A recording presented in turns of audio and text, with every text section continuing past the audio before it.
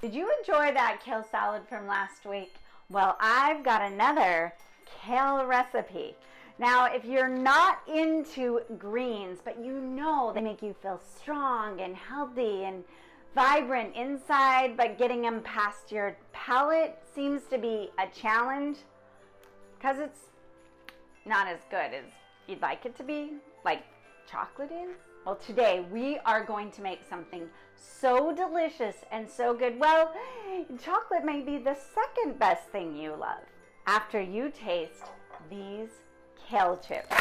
So we are going to turn kale into this delicious barbecue and sesame and ranch flavored kale chips that you can dehydrate or bake. It's up to you. They are so delicious and very good for you. So during this holiday season, if you want to be the hero at the party or in your house, well, if you don't eat them all yourself, you can share these. If you haven't subscribed, please know this is the Master Food Artist, and I'm here to support you to be a Master Food Artist by making delicious, healthy foods that everyone raves about and craves about. And so hit that bell, hit the subscribe, and let's get started because I can talk all day. So first we're going to start by preparing the kale. And if you take off that stem off the kale, you can use Kinky Kale or Dino Kale, which is more of a flat surface kale here, or the curly kale. And just take off the stem. And now we're going to make the sesame seed chips by adding some sesame oil, soy sauce, and salt, and then just some actual sesame seeds. And then you're going to massage it in, and you can leave it to the side, and we'll put it on the baking sheet or cookie sheet later. Now let's make some ranch ones with some celery, some almonds, pumpkin seeds, onion, garlic,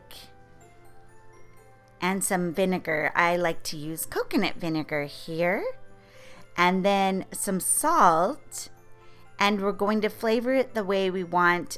You can add some sweetener if you want. I'm using stevia here and poultry seasoning to make it a little bit festive, or you can use dill. And then add some water and blend it up. And it'll be a nice, thick, and creamy vegan ranch dressing. And then you'll just top that on top of the kale and then massage it in. And then we're going to put it on either a baking sheet or dehydrator sheets and set it to the side. And then let's make the barbecue. And I've got some mango and pineapple, sun-dried tomatoes, which make it really hearty, a date, some bell pepper, cherry tomatoes, onion, garlic,